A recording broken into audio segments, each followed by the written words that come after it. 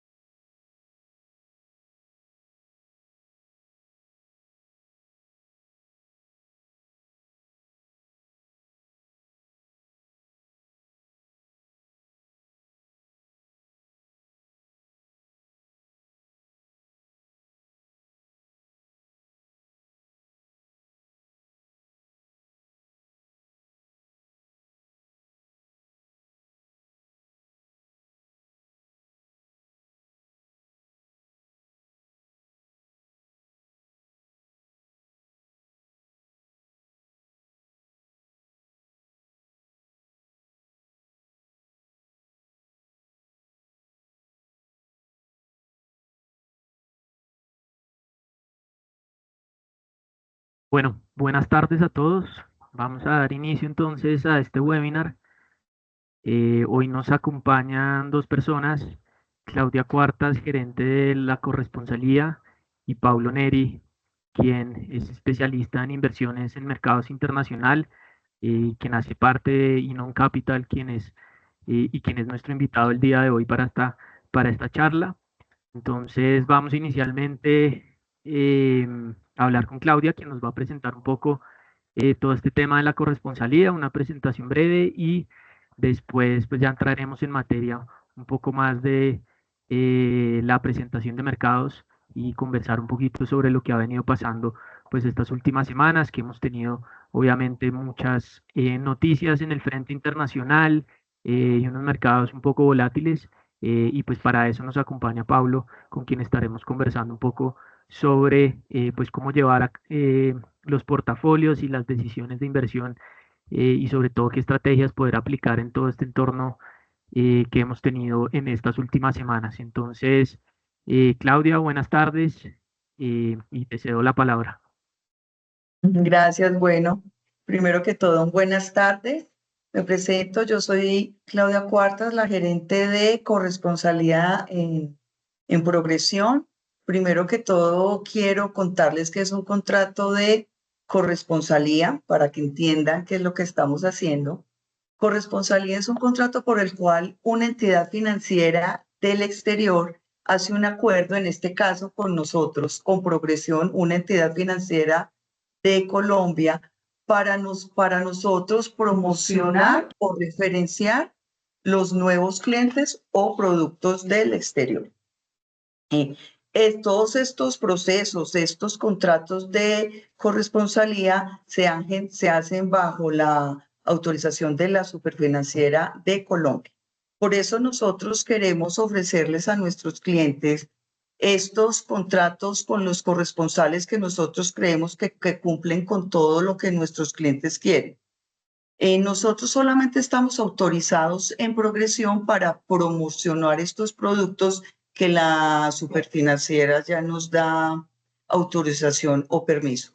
Por eso esta tarde les hemos traído a un aliado nuestro que es Inon Capital, que está con nosotros en todo este tema de las inversiones en el exterior, para que nos cuenten cómo lo ven, qué estamos haciendo con esto. Dale, Carlos. Listo, Claudia, muchas gracias. Entonces, pues ahora paso a presentar a Pablo. Pablo es una persona con más de 10 años de experiencia en todo el tema de gestión de portafolios, análisis de mercados, y sobre todo pues asignación de activos y análisis de portafolios. Ha trabajado pues en importantes bancos a nivel internacional como Santander, algunos family offices en España, en Panamá y en Estados Unidos. Y es nuestro invitado el día de hoy, pues obviamente por su amplia experiencia y conocimiento, y como lo mencionaba Claudia, pues básicamente porque hoy por hoy son nuestros aliados en todo este tema. Entonces, Pablo, muy buenas tardes, y te doy la palabra. Perfecto. Bueno, buenas tardes a todos. Gracias por invitarme, ¿no?, a ese espacio. Y sabemos que estamos en mercados de alta volatilidad, un momento muy interesante para esa charla, ¿no?, de mercados. Entonces, si podemos pasar al próximo slide para iniciar una actualización. Siempre hacemos con los clientes una actualización de lo que ha pasado más recientemente, en este caso el mes de abril. Han pasado varias cosas, ha sido uno de los meses más complicados que hemos visto en mucho tiempo. Para tener un poco de background, el mes inició con caídas muy fuertes en la bolsa americana. Finalmente, long story short, ¿no? O sea, el resumen ha sido que ha vuelto a subir al final del mes, ha hecho una recuperación fuerte y cerró, aunque cerró negativo el S&P en Estados Unidos, cerró en 0.7%. Hace una recuperación buena porque ahora está bastante abajo, ¿no?, durante el mes. Luego miraremos otras regiones también, pero por decir algo, Europa también ha tenido una recuperación buena y cerró ligeramente negativo. Y otras regiones sí que han tenido retornos positivos, principalmente mercados desarrollados en Asia como Japón, pero también ha habido positivo en algunos mercados emergentes. Si miramos a nivel de acciones que muchos hablan, ¿no?, de estilo growth, estilo value, el de estilos, las acciones de crecimiento durante este mes también han superado las acciones de valor, ¿no?, empresas de baja valoración, principalmente por el sector de energía, que ha caído fuertemente. El petróleo, para tener una referencia, el barril de petróleo cayó un 16% el precio durante el mes de abril, ¿no? Entrando en expectativas de recortes, algo que se habla mucho y es muy importante. Hoy ha habido la reunión de la Fed también, muy importante es lo que habló Jeremy Powell. Se esperaba 4 recortes para este año 2025, ¿no?, en lo que queda del año. Mirando hoy lo que está poniendo el mercado, hay un ligero cambio de 4 para 3 recortes esperados ya hasta el final de este año. Cuando miramos también lo que está pasando en Estados Unidos a nivel de datos económicos, ¿no?, principalmente medidos por datos de PMI, que son la actividad del sector público, tanto en manufacturero como en servicios. Ahí hay datos diferentes entre ellos, pero al mismo tiempo sigue iniciando que la economía de Estados Unidos aún es resiliente, ¿no? Sigue siendo resiliente, sigue siendo una economía importante, fuerte, que crece, no hay una contracción de la actividad. Sin embargo, sí que se empieza a notar una cierta moderación, ¿no?, de crecimiento. Sumado a eso, hemos visto este mes también de abril, pues, fuertes caídas de sentimiento del consumidor en Estados Unidos, medido por el índice de Michigan, University of Michigan, donde la caída ha sido tan fuerte que llegamos a niveles de 2022, ¿no? Además de esto, también es importante que en esta encuesta que hacen en Estados Unidos con los consumidores, ellos les preguntan cuál es tu expectativa de la inflación en el próximo año, o sea, en un año, y también a 5 años, ¿no? En un año, la expectativa subió tan fuerte, ya para encima de los 5% de inflación, y este cambio, o sea, el cambio de un mes para el otro, ha sido el más alto, o sea, la magnitud ha sido tan fuerte que fue el cambio más alto desde 1985. Entonces, ¿qué quiero decir con eso? Es que hay un sentimiento muy negativo, ¿no? Muy realmente deprimido de la situación económica esperada en Estados Unidos. No significa que se va a dar ese caso, ¿no?, que llegaremos a un caso más caótico, como una fuerte recesión.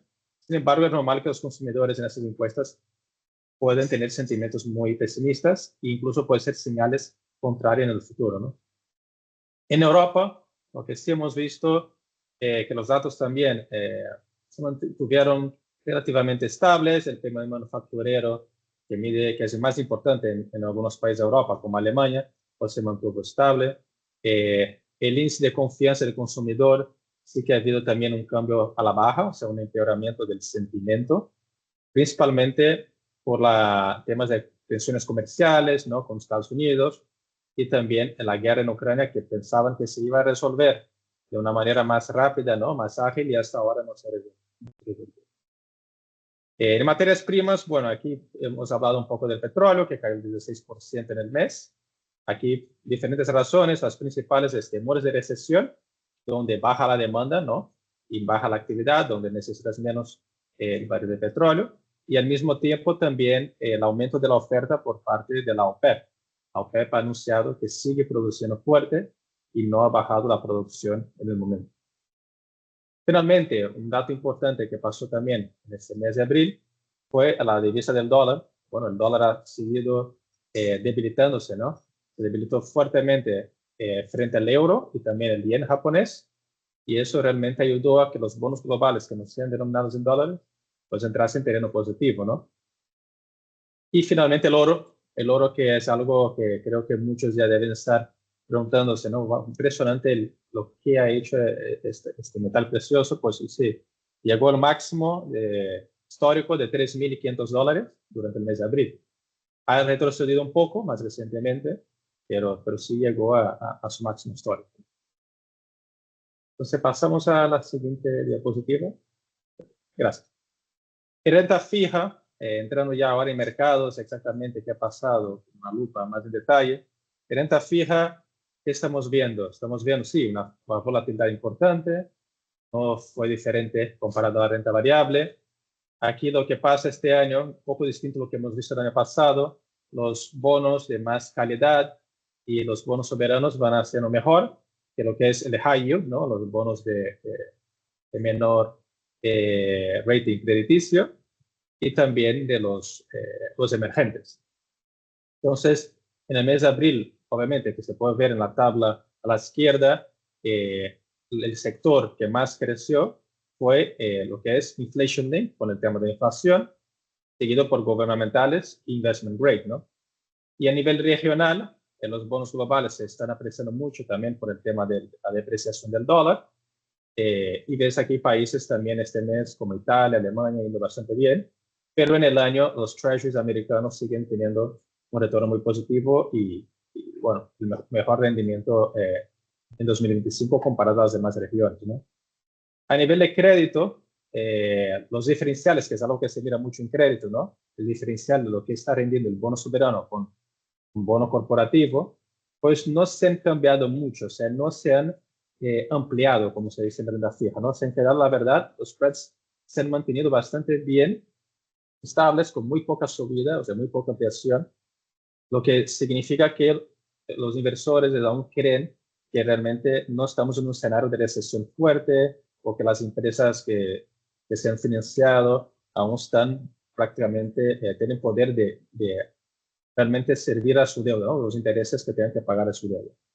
Dicho eso, nosotros creemos que incluso deberíamos ver más ampliación y no se ha visto aún, especialmente en la parte de high yield, ¿no?, los bonos más especulativos. Entonces, pasando a la próxima página, ya estamos en renta variable. Aquí vemos los grandes ganadores de este año, muy diferente a lo que se ha visto en 2024-2023. Ahora Europa y emergentes van por delante de Estados Unidos. Como pueden ver, a nivel del año, year to date, lo que es el índice europeo ex-UK, o sea, que no incluye Inglaterra, sino solo incluye los países continentales, pues ya casi un 6% en el año. El emergente es 4.4%, y finalmente ves Estados Unidos abajo de todo, ¿no?, ahí con menos 4.9 al cierre de abril, y el mes de abril, como he comentado anteriormente, también ha sido negativo, 0.7, pero se ve desde el inicio del mes que se ha caído fuerte, con una buena recuperación en la segunda parte del mes. Si miramos también países emergentes, no, solo para acabar un segundo de renta variable, vemos países interesantes aquí de la región de nosotros, México y Brasil, ¿no? Están teniendo un desempeño bastante positivo este año, tanto México como Brasil. aunque abril Brasil estuvo más bien estable, mientras que México siguió pues apreciando fuerte, ¿no? Todo tiene que ver también con posibilidades de algunos ganadores con temas de aranceles, y otro caso que es en México, no es que no es un gran ganador con el tema de aranceles, pero sí puede una acción secundaria de los aranceles en dinamizar más su economía, ¿no? Bueno, y el 4P, que es algo que miramos mucho, que es a temas de valoraciones, podemos ver que ha caído bastante el precio de las acciones dividido por las utilidades. Ya estamos hablando de un PE forward de 20 veces en el S&P 500, que es la línea azul oscura, y llegó a estar por encima de los 24, 25 veces. O sea que realmente allí, con la corrección que hemos visto este año, se ha vuelto un poco más atractivo a nivel de valoración, y siempre es interesante para entrar en ciertos segmentos de mercado, pero ahora repuntó un poco desde los 19 hasta los... Actualmente está, he mirado hoy, está como cerca de los 21 veces. Bueno, podemos pasar la próxima. Ese es un gráfico que hemos traído esta semana para los clientes también, nos parece muy interesante, que mucho se habla que ¿qué ha pasado este año? Que este año realmente está siendo un año muy negativo en Estados Unidos. ¿Será que va a continuar así adelante? ¿Vamos a cerrar un año aún más abajo de actual o no? Es imposible predecir, pero es interesante ver, ¿no?, a nivel estadístico qué ha pasado en años similares. Entonces, este año, en los primeros 73 días de mercado, es el quinto peor año de toda la historia de las S&P 500. Imagínate, desde antes del 30, ese es el quinto peor año. Solo ha habido 4 años que han sido aún peor, más recientemente en 2020 con el COVID, ¿no? Pero si miramos por orden del peor a menos peor, el peor obviamente ha sido la Gran Depresión del año 32. Ahí, como os imagináis, era un periodo complicado, muchas quiebras bancarias, un desempleo súper alto, nada que ver con actualmente, ¿no? Colapso de la producción industrial, y en este momento el mercado ya había caído un 24.6 en los 73 primeros días, pero sin embargo, con todo este pronóstico caótico, el mercado subió un 13% posteriormente en lo que quedaba del año. Entonces recuperó bastante, aunque cerró el año negativo. El 39 estamos hablando de el mundo a borde de la Segunda Guerra Mundial. Iba a empezar la Segunda Guerra Mundial, ya podéis imaginar cómo estaba la confianza del consumidor, la confianza de la población en general, muy negativa. Igualmente, con toda la caída, ha logrado subir casi un 17%, y serán del año con una caída menos severa, ¿no? En 2020, el COVID, nadie sabía cuánto tardaría este tema del COVID, los impactos en todo el tema de supply chain, todo está cerrado, ¿no?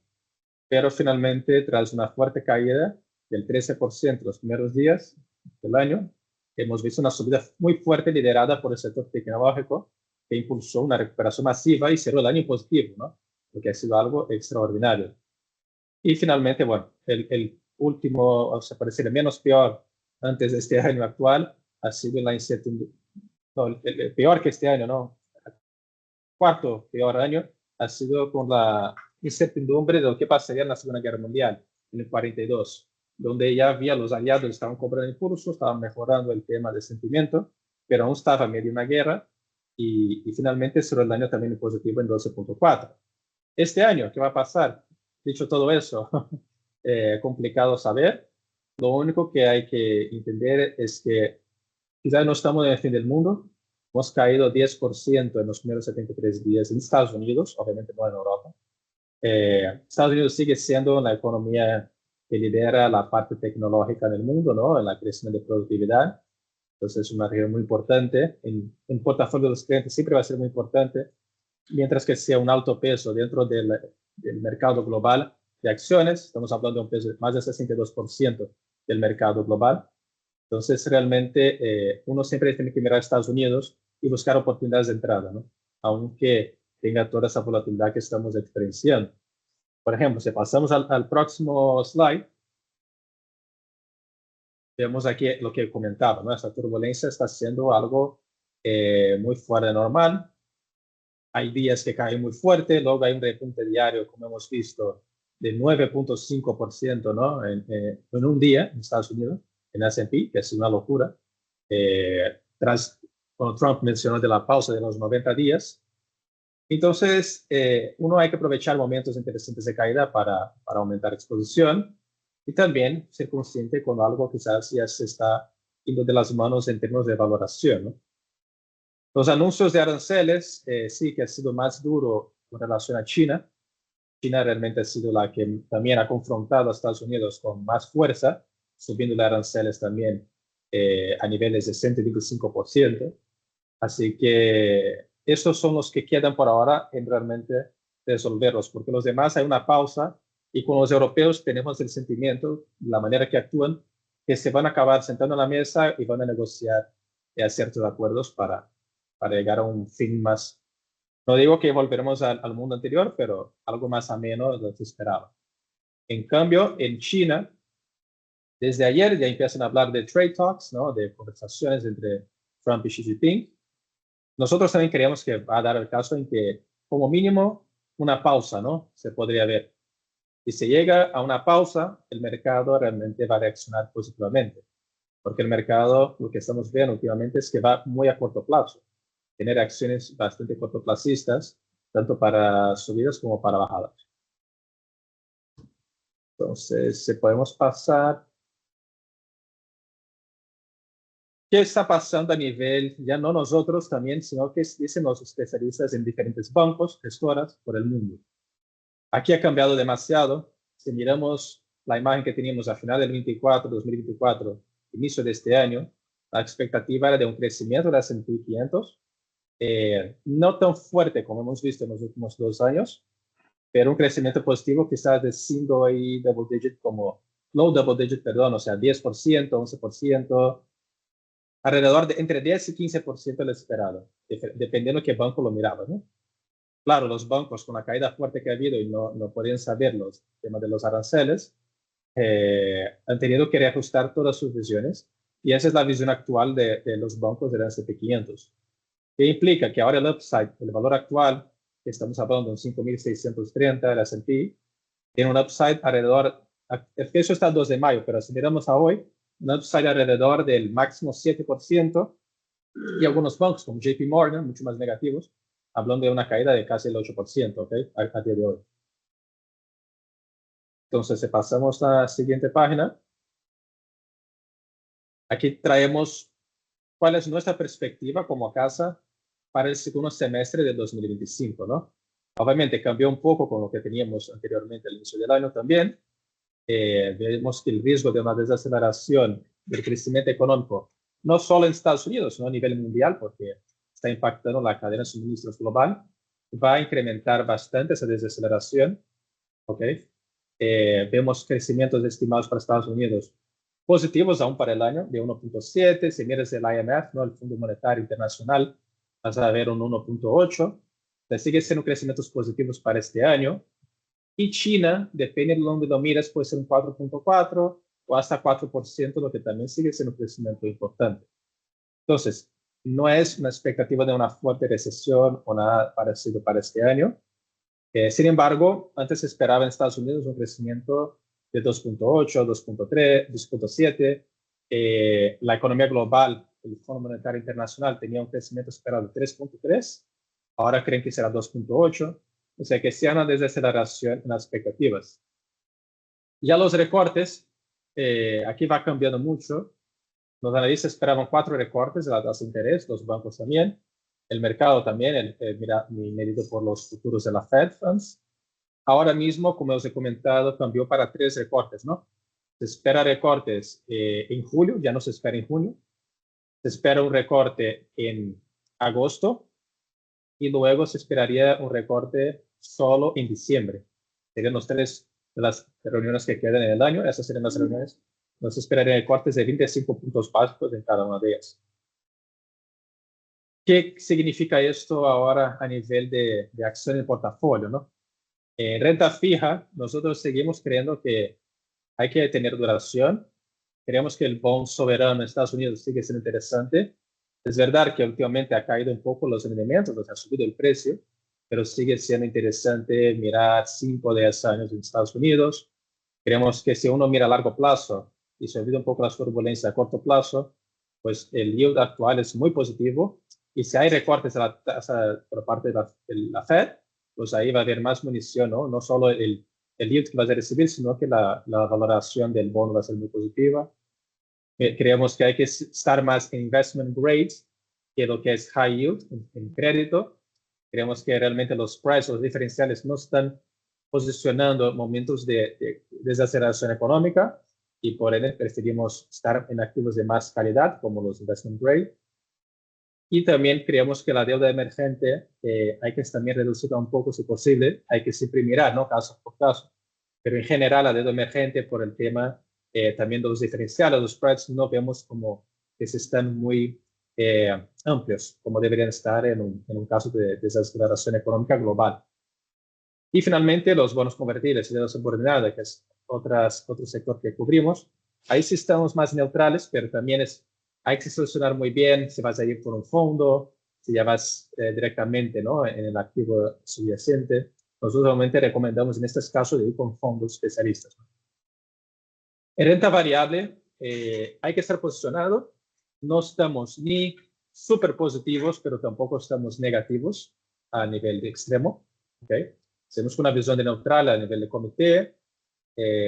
Tenemos visiones diferentes entre los miembros del comité, pero Europa y Estados Unidos ahora seguimos gustando un poco más de Estados Unidos como región, pero a nivel sectorial vemos que hay empresas defensivas interesantes, y claro, Europa tiene pues una gran exposición a sectores defensivos, entre ellos consumo básico, utilities, que servicios públicos, y salud. Son sectores que creemos que deberían hacer bien y están haciendo bien comparado a los demás en el año. Y finalmente, lo que hemos empezado a implementar a nivel táctico, pero quizás a nivel estratégico, o sea, más a largo plazo, también puede ser interesante, es el sector tecnológico, ¿no? Ha habido una fuerte devalorización en este año en el sector tecnológico en general, junto con consumo discrecional. Son los dos sectores más impactados por los aranceles y toda la corrección que hay de la bolsa. Obviamente tienen valoraciones extraordinariamente altas, pero sin embargo hay también empresas, si sacas un poco solo el sector tecnológico y mira lo que hay dentro, hay empresas que sí que están ahora entrando a niveles muy interesantes, puntos de entrada muy interesantes que antes era difícil ver, ¿no? Nosotros mismos manejamos Focus List, donde miramos varias acciones, y no entraba casi ninguna en tecnología el año pasado porque está tan caro, y ahora vemos lo que está pasando en los últimos meses y no para de entrar empresas nuevas a nuestro Focus, porque realmente está apareciendo oportunidades en el sector que no las habíamos claras anteriormente. Lo que sí seguimos negativos, ya estábamos antes, y ha ido bien, y ahora seguimos negativos aún, es el consumo cíclico, porque creemos que esta parte está muy impactada. Muchas de las empresas grandes de consumo cíclico tienen altísima exposición a la globalización, a mercados chinos, a mercados asiáticos, donde la cadena de suministro es muy global, y con todo este tema de aranceles y proteccionismo, pues no les va a ayudar mucho. Sumado a eso, tenemos también el tema realmente del poder adquisitivo de los consumidores, que vemos que está bajando también. Están muy endeudados, las personas de Estados Unidos tienen bastante deuda, el disposable income está cada vez más bajo, las morosidades están aumentando bastante, y eso nos preocupa a seguir este gasto en cosas que no sean necesarias realmente para sobrevivir, ¿no? Al revés del consumo básico. Entonces, el consumo cíclico además tiene una empresa muy importante dentro del sector, se llama Tesla, que tiene un alto peso, y tampoco nos gusta de todo, ¿no? 100%. Hay diferentes opiniones, pero bueno, va a ser muy impactada por las guerras comerciales. Lo que sí nos gusta en renta variable son acciones, empresas de alta calidad. ¿Qué significa empresas de alta calidad? Pues empresas que cuando abres su balance vas a ver pues altos niveles de cash, altos niveles de activos corrientes frente a pasivos, empresas que pueden realmente, si hay un momento de crisis, tienen efectivo y tienen cash flow para implementar en su CAPEX y comprar otras empresas, pues seguir creciendo de manera inorgánica, empresas que no son tan dependientes de una margen, ¿no? De que se baja mucho en su margen por tema de recesión o aumento de inflación, sí pueden pasar al consumidor, o sí pueden bajar un poco su margen y seguir competitivas, ¿no? Entonces, ese tipo de empresas nos gustan bastante, están en diferentes sectores. Normalmente, si miras por estilo, son más estilo quality, ¿no? Y finalmente, seguir reduciendo la asignación a empresas europeas domésticas, Creemos que Europa está en un momento complicado, es mirado por su actividad económica local, no está muy fuerte, a nivel manufacturero van mejorando un poco, pero siguen muy abajo a nivel manufacturero. En servicios es una economía que aún no es tanto de servicios como Estados Unidos. Entonces, nos gustan algunas empresas europeas globales, pero no las domésticas. En alternativos, finalmente, otra parte importante de las carteras de nuestros clientes es donde puede ayudar en la diversificación, ¿no? Quizás no va a ser el gran motor de crecimiento de una cartera, pero ayuda mucho en la parte de diversificación. Y en los momentos actuales es clave la diversificación, ¿ok? Por la alta incertidumbre. Entonces, dentro de alternativos nos gustan las estrategias de fondos multiactivos, hedge funds, que pueden tener estrategias diversificadoras como no solo long short, market neutral ni event driven, sino que son estrategias en general entre todos estos tipos de subestrategias de hedge funds, ¿no? Lo que ellos llaman de multi-strategy, multi-manager, incluso. Pueden haber diferentes portfolio managers tocando esas estrategias y luego hacen todo en un fondo que dejan el beta, que es la sensibilidad del mercado, del fondo, al mercado con cero. O sea, significa que da un poco igual lo que haga el mercado, el fondo puede seguir teniendo retornos positivos, ¿ok? En otras palabras. Esos fondos en 2022, donde la renta fija y la renta variable cayeron, pues han tenido retornos positivos de 8, 6, 10, depende del fondo que mires, obviamente. Pero te han ayudado a bajar un poco las pérdidas. En commodities nos gusta el oro, ¿ok? Hemos tenido el oro en cartera desde 2023, ¿ok? Bastante bien. Sigue teniendo espacio en portafolios, pero ya consideramos que no en un percentual tan elevado como anteriormente, ¿ok? Vemos que sí que es importante tener el oro, pero una porción bien limitada de tu cartera. Y además de eso, considerar también lo que es gold miners, ¿no? Que son las mineradoras de oro, que comparado al oro, sí han subido mucho también este año, pero tendría que haber subido más aún comparada a su correlación con el oro, el commodity oro físico, ¿no? Y también otro tema en alternativos que muchos nos preguntan es real estate, ¿no? Real estate, ahí sí que estamos más neutrales. Les explico por qué. Uno, porque la bajada de tasa de interés, que creemos que sí puede darse, es beneficioso para el sector, pero también hay partes del sector que no nos gusta tanto, ¿no? La parte de oficinas, hay una disrupción muy importante ahí. Todo que no es top tier dentro de real estate, o sea, activos secundarios, no nos gusta tanto, la parte más oportunística, value added, como le llaman en real estate privado, nos gusta más la parte core, core plus. Entonces, residencial sí sigue gustando bastante, multi-residential en Estados Unidos, en algunas áreas de Estados Unidos, como se dice en Florida y Texas, ¿no? Que ha ido bastante bien con la migración desde otras para Estados Unidos, pero nada muy especulativo en real estate por el momento. Y algo que no hemos puesto en la presentación, pero también estamos hablando con muchos clientes, es el tema de infraestructura. Porque infraestructura nos gusta bastante, la parte de fondos de infraestructura privado. Creemos que su poder de pasar la inflación es muy interesante, su poder de tener contratos a larguísimo plazo con entidades gubernamentales o empresas de alto nivel, también permite tener un cash flow estable en un momento de alta incertidumbre. Y además son activos muy difíciles de reemplazarlos, ¿no? Y necesarios en general. Entonces, Estados Unidos tiene un plan de mejorar su infraestructura. Desde el gobierno Biden ya tenía con el IRA, ¿no?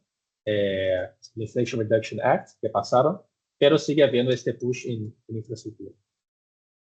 Y bueno, eso serían nuestras perspectivas para este semestre del año, ¿no? Bueno, Pablo, muchas gracias, muy interesante la presentación, creo que compartimos también algunos puntos de vista y creo que fue muy completa y nos da pues un poquito de señales de lo que está pasando hoy en los mercados que obviamente es tan importante. Yo quisiera hacerte algunas preguntas como para profundizar en algunos temas y aprovecho también para las personas que se han venido conectando, pues poder resumir algunos otros y sobre todo pues también mencionarles que a través del chat pues nos pueden poner sus preguntas y al final pues estaremos seleccionando algunas de ellas para que Pablo también nos pueda solucionar esas dudas. Yo empezaría preguntándote, pues dentro de todo este tema y entendiendo lo que pasó en abril principalmente, que fue un mes como ya veíamos pues bastante volátil específicamente por el tema de lo que fueron los anuncios de aranceles. ¿Qué impactos económicos, digamos que persistentes, están viendo ustedes? Porque pues obviamente todo este tema generó, digamos que muchos cambios en lo que de pronto podía tener uno planteado a inicios del año. Ya hablaste un poco del tema de las tasas, ya hablaste un poco del tema del crecimiento. Entonces, pues por poner un ejemplo, uno veía que al inicio del año, pues el mercado estaba muy inclinado que seguramente íbamos a tener uno o dos recortes de tasas de interés por parte de la Fed. En algún momento el mercado ha venido incorporando o alcanzó a incorporar de pronto cuatro recortes. Para quienes no saben, hoy pues tuvimos la reunión de política monetaria de la Reserva Federal, donde la decisión pues fue mantener las tasas de interés. Y pues digamos que el mercado sigue incorporando por ahora tres recortes que creo que en algún momento tú lo mencionaste. Entonces, pues, ¿cómo ha cambiado un poquito el panorama o qué de eso, pues, digamos, se va a mantener para los próximos meses? Porque realmente, pues, en algún momento se habló obviamente que íbamos a tener una aceleración en la inflación, que íbamos a tener una disminución en el ritmo de crecimiento. ¿Qué tanto de eso podemos pensar que se va a mantener en los próximos meses? No, muy buena pregunta. Aquí yo creo que hay dos partes. Hay la parte más estructural, que podría cambiar la economía a nivel estructural, y la otra más en los próximos meses de mercado, ¿no? En economía estructural, creemos que va a haber un gran cambio en la parte de cadenas de suministro. Como deben haber leído muchos de vosotros cuando empezó toda la caída y ves acciones como Nike, ¿no? Toda la parte de ropas deportivas en Estados Unidos y 99% de todo el apparel, ¿no? Como llaman en Estados Unidos, es hecho en Asia. Entonces, un día para el otro, te dicen que va a haber un arancel de 69% de Vietnam o Indonesia, pues te complica la vida porque ya no tiene mucho sentido importar de ahí toda la producción y venderla en Estados Unidos al mismo precio, ¿no?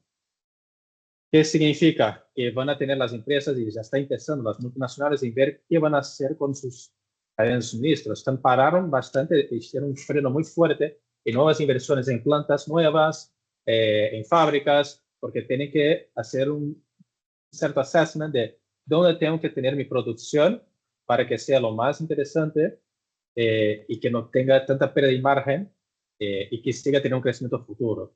Y eso implica que va a haber posiblemente cambios de cadena de suministro y puede ser que va a haber economías más fuertes, ciertos bloques, van a ser por bloques, no va a ser tan globalizado como es hasta 2025, ¿no?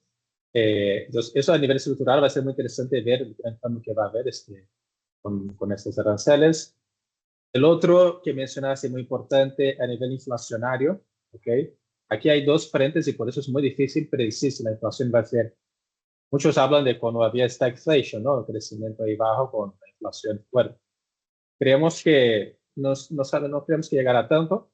Puede ser que se tenga una subida de inflación, incluso para este mes se espera una subida de inflación a 2.6% en Estados Unidos, desde el 2.4%, pero se miras también todo el tema de AI, inteligencia artificial y otros incrementos en la productividad. Todo eso son presiones más deflacionistas en la economía en el futuro. ¿Okay? Entonces, por este lado, tienes un aumento de productividad con la tecnología, que es una presión desinflacionaria, y al otro lado tienes la parte de aranceles, que aumenta todos los costes de los bienes, ¿no? De intermedios, tecnológicos, todo eso, pues, realmente es impactado por los aranceles por un tiempo. Luego, yo creo que van a tener una manera puede haber negociaciones, mejoras, y al mismo tiempo puede haber un cambio de cadenas de suministro, que es lo que hablaba. Incluso en Estados Unidos, pues, utilizar más a México, ¿no? Que por ahora es el principal socio comercial, pero con las importaciones de México incluso superaron a China recientemente, a Estados Unidos. Entonces, tienen que estar más, y vas a ver China quizás con más el bloque asiático, Europa es la gran incógnita que va a pasar ahí, porque no se sabe si van a hacer acuerdos más con los chinos, pero al mismo tiempo tienes Trump diciendo que si hacen acuerdos ahí, pues van a tener represalias también en Estados Unidos. Todo está por ver a nivel estructural. Lo que sí sabemos es que va a haber cambio en la cadena de suministro, seguramente. La inflación puede llegar a subir, pero no creemos que va a ser persistente. La Fed ya tiene las tasas de interés a niveles muy altos, entonces a nivel de expectativas seguimos creyendo que es interesante como un arsenal que tiene ahí para usar a cualquier momento, ¿no? Si hay una desaceleración económica y usarán tal. Hoy la reunión Jeremy Powell mencionó que ve dos altos riesgos en el momento: unemployment, desempleo, y la inflación. Pero uno va contra el otro en su mandato, porque si sube el desempleo, él tiene que bajar tasas; si sube la inflación, él tiene que subir. Entonces, realmente yo creo que está muy difícil tener una respuesta para esa pregunta. Lo que sí está claro es que va a haber cambios a nivel de cadena de suministro, nuevos acuerdos comerciales entre regiones, bloques, nuevos bloques formándose, posiblemente con los BRICS también, que están en eterna conversación. Se empieza a ver el petróleo de los árabes, Arabia Saudí, vendiendo no solo en dólares, sino que está negociando ya en yenes y también en yuanes, perdón. Entonces, realmente hay que ver qué va a pasar en todo eso relacionado con eso. A nivel de recesión y probabilidad de recesión, no vemos actualmente. Es una parte del escenario, pero no es el escenario base. Es un escenario más negativo que podría pasar. En este caso, vemos la Fed pudiendo bajar las tasas de interés incluso a 300 puntos básicos abajo en el caso de una recesión fuerte. ¿Okay? Pero no es el caso base. El caso base es una desaceleración económica, sí, eso sin dudas, pero un crecimiento positivo aún real en el año. En Estados Unidos y generalmente en varias partes del mundo, algunos van a ser más impactados. México, por ejemplo, ya cree que va a tener un crecimiento negativo de 0.3 este año, pero hay regiones que siguen creciendo fuerte, como es China, India. También vemos como mucha oportunidad también en este mercado, ¿no? Entonces, el mercado India también muy interesante, a pesar de ahora haber entrado en esta guerra con Pakistán, ¿no? Perfecto. Sí, creo que das en unos puntos importantes porque, digamos, el tema de la inflación, si bien, como lo mencionabas, y hoy yo lo decía Jerome Powell, va a ser un tema importante, digamos, en las decisiones del Banco Central. Creo que ha sido bastante notorio en las últimas decisiones de muchos bancos centrales que lo primordial ha sido la incertidumbre, y muchos de ellos han preferido pausar los recortes de tasas de interés ante no tener, digamos, mucha claridad en cuál va a ser el impacto real de toda esta situación. Y eso los ha obligado en algunos casos pues a mantener las tasas de interés y pausar un poco los recortes que algunos de esos bancos centrales llevaban. Y por otra parte, pues el tema, digamos, de la recesión ha vuelto evidentemente a sonar bastante en los mercados. Los últimos 2 años lo vimos y realmente el mundo creció bien, Estados Unidos creció bien, y eso pues se vio también reflejado en el desempeño de los mercados, pero pues vuelve a estar sobre la mesa, digamos, con toda esta situación y sobre todo con algo que mencionabas al inicio, y es cómo se ha deteriorado esa confianza del consumidor, que también, digamos, ha hecho una pausa, digamos, anticipándose a lo que pueda venir.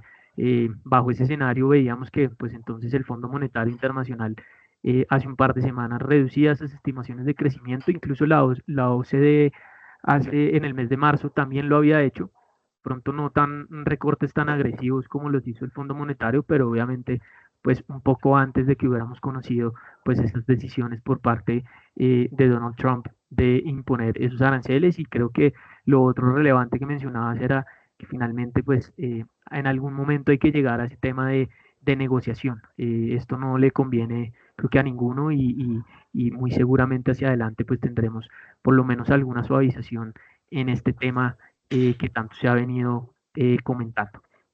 Lo otro que te quería preguntar es, digamos que ha cambiado un poco entonces el panorama frente a lo que teníamos inicialmente a inicios del año. Si bien el tema, digamos, arancelario ya estaba de cierta forma expuesto en previo, digamos, a la elección de Donald Trump y a que tomara posesión como nuevo presidente en Estados Unidos, ya él algo había mencionado al respecto. También había otras políticas en términos de regulación, en términos de reducción de impuestos. ¿Qué tanto puede esto beneficiar a algunos sectores? ¿Qué tanto puede, digamos, compensar ese efecto negativo de todo lo que hemos vivido? Que particularmente el mercado ahorita se ha centrado, digamos que única y exclusivamente, podríamos decirlo, en la parte negativa, que fue ese tema de la guerra comercial y de los aranceles. Entonces, teniendo en cuenta que si adelante esos factores positivos puedan empezar a incorporarse también en el mercado, de pronto qué oportunidades o qué sectores pues emergen, digamos, como opciones interesantes de inversión. Perfecto. Bueno, sí, el panorama cambió bastante desde inicio de año o cierre del año pasado, ¿no? Tanto la expectativa de crecimiento económico como la expectativa de retorno del mercado de las S&P 500 en Estados Unidos, como también el impacto en ciertos sectores no se han dado, y incluso las expectativas de tasa de interés también. Por ejemplo, si miramos a nivel sectorial, desde que entró Donald Trump, hablaban bastante del tema de healthcare, ¿no? De salud, donde se esperaba realmente un gran impacto por el nuevo secretario de salud, Robert John Kennedy Jr. III, que realmente era lo que ellos llamaban de antivacunas o anti las big pharmas. Y el sector de healthcare, la verdad, ha tenido un retorno muy positivo en el inicio del año. Más recientemente se ha corregido porque ha vuelto a hablar sobre los impactos de la Big Pharma, especialmente la farma relacionada con la globalización, ¿no? De tener los suministros de fuera, pero vemos que no se ha dado como se esperaba. A nivel de lo que comentabas, de los impuestos, ¿no? Y de los aranceles sí era parte de la política de Trump, incluso de su rally, cuando iba a hacer los rallies en Estados Unidos, él hablaba sobre los aranceles bien abiertamente, pero todo el mercado esperaba que sería una manera de negociar, un poco como él ha hecho ya en otros momentos, ¿no? No pensaba que iba a tener Liberation Day, por lo que realmente el Día de la Liberación en español fue lo que ha cambiado la mentalidad fuerte en el mercado. Ok, él va en serio con esto y bastante agresivo. Nadie entendió cómo se han hecho los cálculos, además, ha sido muy poco transparente con cómo llegó a estos niveles de aranceles. Y claro, de un día para el otro, todas las multinacionales tuvieron que parar contrataciones, inversión del CAPEX y todo eso. Entonces, ha hecho un caos en la actividad. Y además de eso, pues la parte de importación, y eso no se esperaba anteriormente en 2024. ¿Y qué pasó? Que ha habido un alto nivel de importaciones a Estados Unidos antes de que pase todo el tema de los aranceles y ha hecho con que el PIB de este primer trimestre sea negativo. Hemos visto el crecimiento americano del primer trimestre del año menos 0.3%. Y eso se ha dado principalmente, ¿por qué? Porque ha habido un aumento de importaciones que va en negativo al PIB, porque es una relación junto con las exportaciones, y al mismo tiempo has tenido también un menor gasto público, que eso sí era algo que también comentaba, y ha tenido menos gasto público comparado a las administraciones anteriores. A nivel de corte de impuestos, poco se ha visto hasta ahora. No ha habido mucha claridad en esto. Lo que él espera primero es ver, su primer frente es el tema arancelario y con esto financiar la bajada de impuestos. Entonces él quiere asegurarse de que lo que él puede ingresar por aranceles sea lo suficiente para cortar impuestos y que no le impacte su orzamiento, ¿no? Su budget, a nivel su presupuesto, perdón, su presupuesto del país. ¿Qué significa con relación a su segunda pregunta, que es qué alternativas o estrategias de inversión, ¿no? Son interesantes en este entorno? Pues nosotros, es un poco lo que hablaba en nuestra, en la parte del segundo semestre de 2025, ¿no? Nuestra perspectiva para 2025. Creemos renta fija, pero investment grade y soberanos, no iríamos nada a nivel más especulativo en renta fija. Se puede incluso utilizar renta fija atrelada a inflación para tener ahí no solo, ¿no?, la parte de floating, pero la floating más inflation también es interesante. También en acciones, creemos que no hay que vender todas las acciones y tener un desespero. Estar invertido en el mercado a largo plazo siempre ha sido bueno, ¿okay? Hay que aprovechar esos momentos de caída para añadir más, incluso, pero tampoco pasarse a hora extrema a comprar todo de renta variable, porque eso puede ir a largo aún. Entonces hay que ver bien lo que vas a entrar. Es un año de stock picking más que de index. Antes comprabas el S&P 500 o el Nasdaq y tenías ahí las Magnificent Seven haciendo bien, subiendo todo. Ahora no son todas las Magnificent Seven que van a hacer bien en este ambiente, ¿no? Hay que saber cuáles empresas estás comprando dentro de las tecnológicas. Infraestructura. Volvemos a hablar de infraestructura, que hay falta de inversión por mucho tiempo en infraestructura y todos los gobiernos ya saben eso y están invirtiendo más en infraestructura. Sumado a eso tienes el tema de la inflación, tienes el tema también de ser mucho más locales, porque vas a invertir en infraestructura local que un gobierno local te va a pagar y no existe ese problema de aranceles. esa inflación puedes pasar al consumidor, puedes pasar porque está en el contrato que sube, en el contrato que tienen, que son larguísimo plazo, pues tienen ahí incluido en cláusulas de subida por inflación. Nos gusta eso de activos reales, ¿no? Y también estrategias que hemos hablado de baja volatilidad, retorno absoluto, estrategias de hedge funds que tengan un beta cero, que son multiestrategias y que te pueden ahí hacer un poco de cushion, o sea, un poco de amortiguar las caídas que podría haber en el mercado público, ¿no? Perfecto. ¿Y crees que de pronto en esos portafolios o esos portafolios que de pronto no quieran estar expuestos tanto a esa volatilidad, qué tanto deben pensar, digamos, los alternativos para tener una especie de hedge o de cubrimiento a esa volatilidad? ¿Es el Sí, momento de aumentar un poquito esa participación? ¿Cómo lo ves? sí, definitivamente para muchas personas, muchos clientes que nos llegan, tienen muy poco de alternativos, ¿no? O no tienen. Es difícil, rara vez que ves a alguien que tiene demasiados alternativos. Porque alternativos es muy grande. O sea, no es como renta variable o renta fija.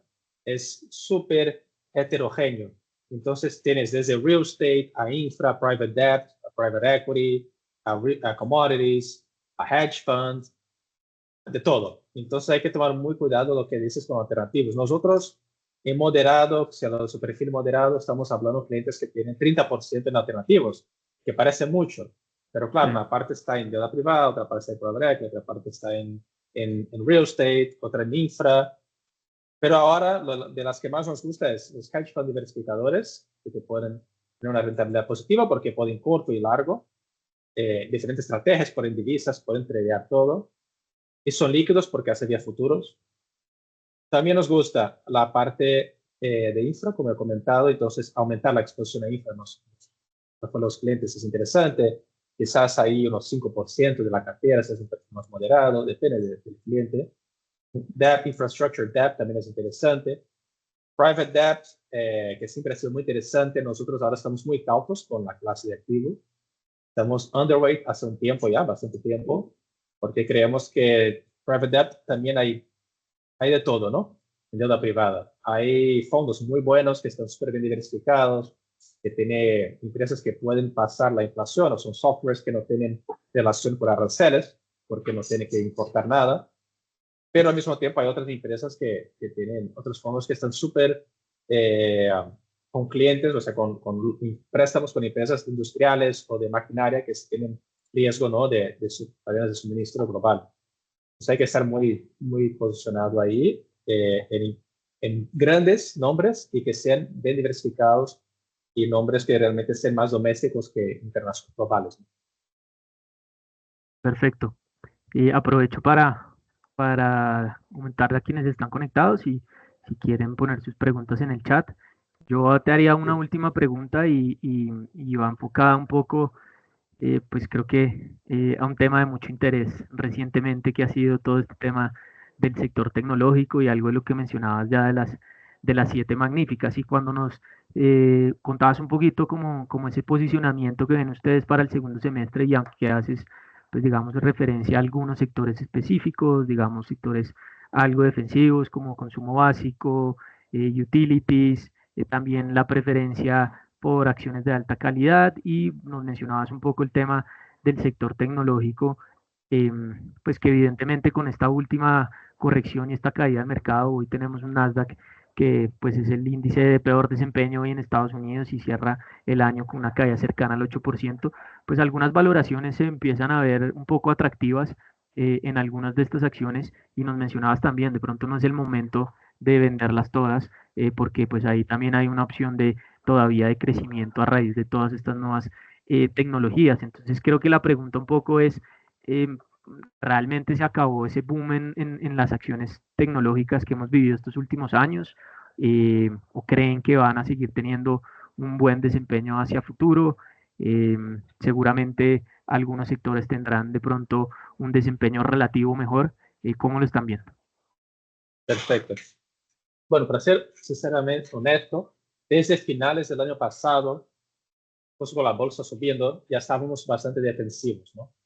Los sectores que más teníamos exposición, estábamos overweight, era consumo básico, utilities, que es servicios públicos, healthcare, que es salud. Luego salimos un poco por el miedo con la nueva administración que entró, pero volvemos a estar overweight en salud. Y al mismo tiempo estamos underweight, o sea, estamos negativos en temas más cíclicos, que es consumo discrecional. Yo personalmente me he puesto un poco más underweight en energía, en la parte de oil and gas, pero nosotros como comité aún estamos neutrales. Y eso hemos alargado, hemos llevado, y este año ha ido bastante bien esa parte de estar defensivos. El año pasado no hubiera ido tan bien, pero este año está yendo bastante bien. Ahora, ¿qué pasó? Por lo que voy a decir, estamos muy defensivos por los sectores que he comentado, pero desde este mes de abril hemos hecho una posición ahora de overweight en tecnología. Entonces, realmente vuelve a tu punto que mencionas que hay empresas ahora que pueden estar interesantes del sector. Sí, pero es un overweight en tecnología discriminatorio, por decirlo así, porque no queremos comprar todo en tecnología. ¿Okay? Creemos que tecnología por mucho tiempo ha sido elevado por temáticas, narrativas, que le ha ido muy bien a diferentes empresas, pero hay valoraciones que mismo con esas caídas siguen estando desorbitadas, valoraciones que no tienen sentido, que miras el crecimiento esperado en los próximos años, tendría que ser un crecimiento fuera de la realidad, e incluso así el forward P, o sea, mirando el price to earnings futuro, sigue estando alto, incluso muchas veces por encima de 100 veces, que tardaría más de 100 años en recuperar tu dinero. Entonces, no vemos en ese tipo de empresas, no nos gusta. Sin embargo, hay otras grandes, si quieres dar nombres, pues algunas interesantes como Nvidia, hay Adobe, Alphabet recientemente ha caído bastante hoy, empieza a estar interesante, pero bueno, no vamos a entrar aquí en cada una de ellas, pero hay empresas interesantes que son empresas grandes, empresas que tienen ahí principalmente software, algunas otras semiconductores, no nos gusta mucho si hay mucho riesgo a nivel de suministro global, aunque hoy está saliendo ahí una noticia que van a ayudar a Nvidia porque Trump ha dicho que va a asignar un export, va a sacar el export ban de semiconductores. Eso va a ayudar mucho a Nvidia.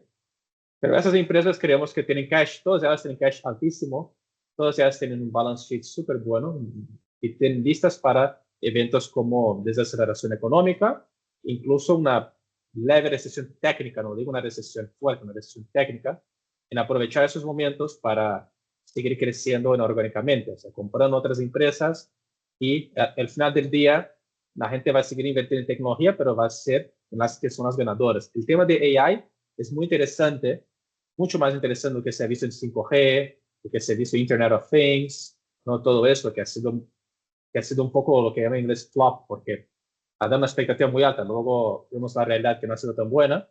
Inteligencia artificial sí que es una revolución industrial, ¿no?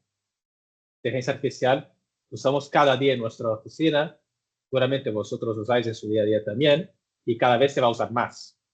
Entonces, hay empresas que van a beneficiar, van a ser las ganadoras, y otras que están usando de esa temática para beneficiarse, pero que no, el underlying no es tan bueno, ¿no? O sea, lo que hay dentro de la empresa, si uno empieza a mirarla, no es tan interesante como las que he mencionado anteriormente.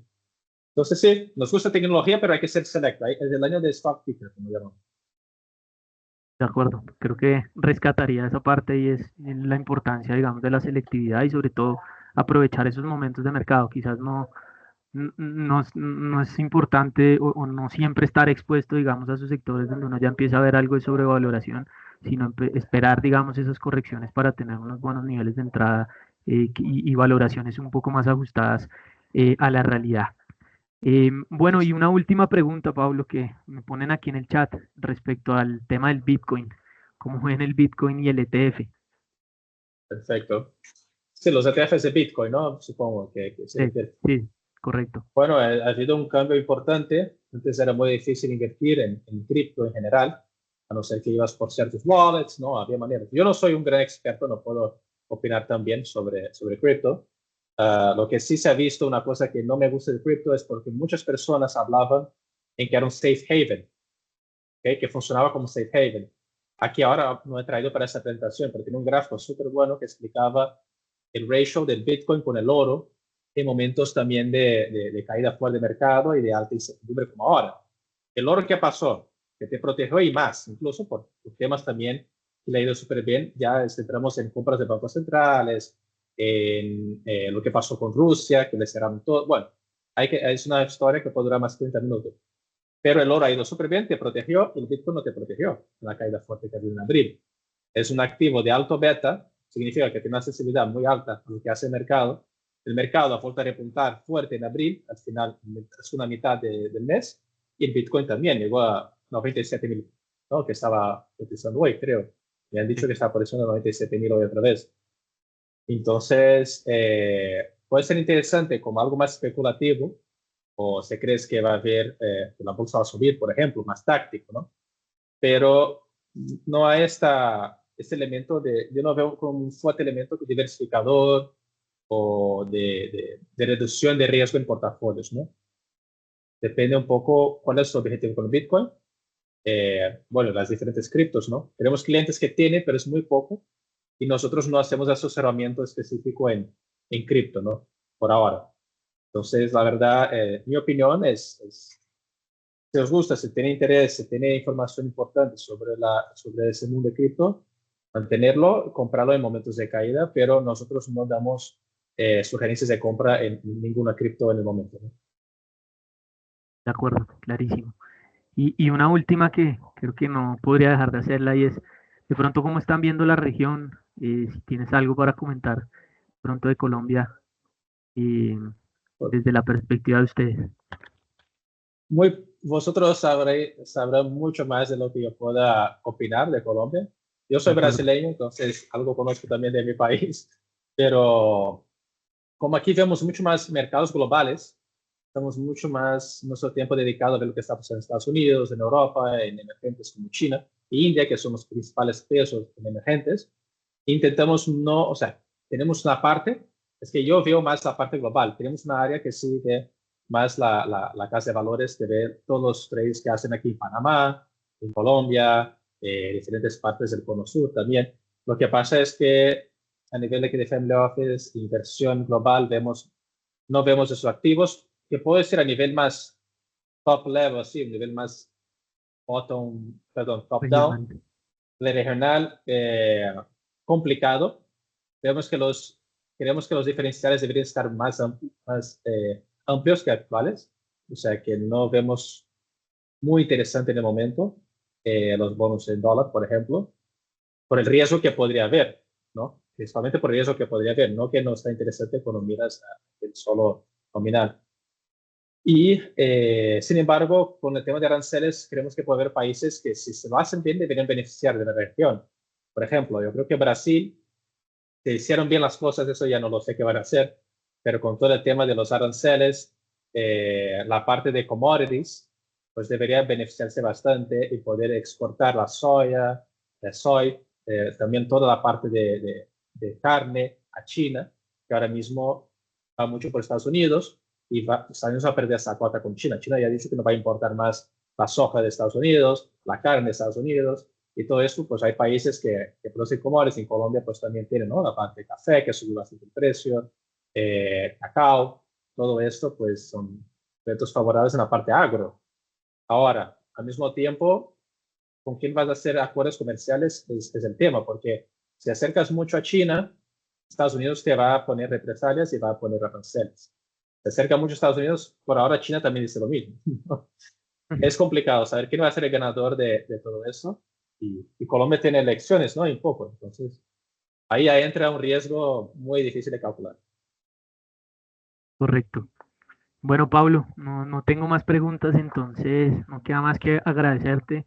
Muy claro toda la presentación y la perspectiva de ustedes. Agradecerle también a Claudia por acompañarnos hoy en este webinar. Y terminamos entonces y agradecerle a todas las personas que hoy nos acompañaron. Muchas gracias y que tengan feliz tarde. Gracias por la invitación. Bueno, Gracias a ti. Chao, feliz Esperamos tarde. volvernos a ver pronto. Claro que sí. Para que se... chao. Chao, Claudia. Chao, Carlos. Chao. Chao. Gracias.